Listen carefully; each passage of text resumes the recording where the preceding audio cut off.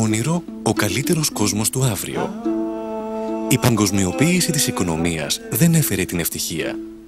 Έτσι η φτώχεια συνεχίζει να σκοτώνει 13 εκατομμύρια παιδιά το χρόνο, προτού προλάβουν να ευεργετηθούν από τα ωφέλη της διεθνοποίησης της οικονομίας.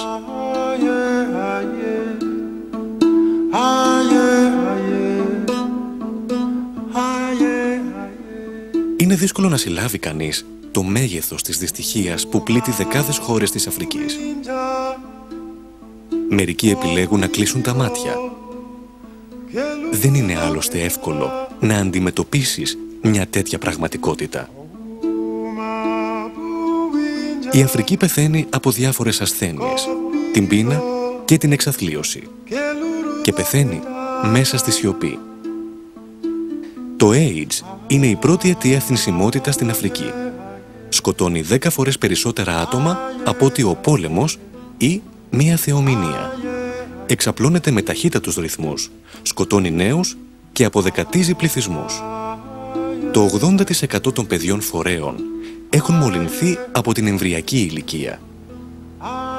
Τα Ηνωμένα Έθνη μας υπενθυμίζουν μια σκληρή πραγματικότητα, ανακοινώνοντας ότι κάθε 11 δευτερόλεπτα πεθαίνει ένα παιδί από τον ιό και καθημερινά μολύνονται 20.000 καινούργια θύματα.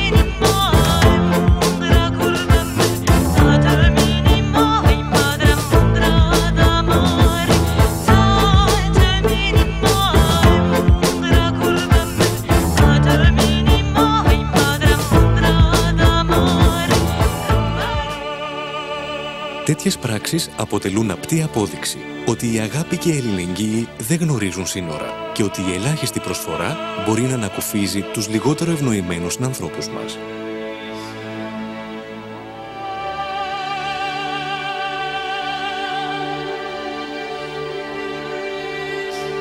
Είναι χρέος μας να συμβάλλουμε όσο μπορούμε για να ξαναβρει το παιδί το χαμόγελό του.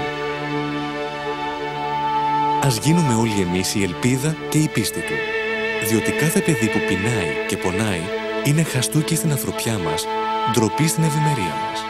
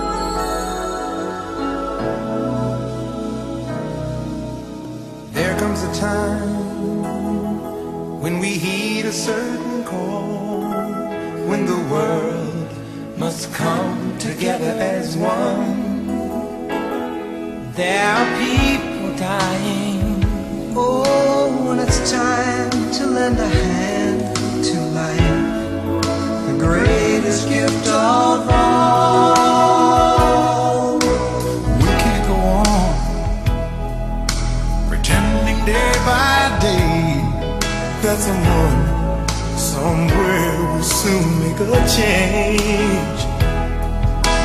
We all a part of God's great big family.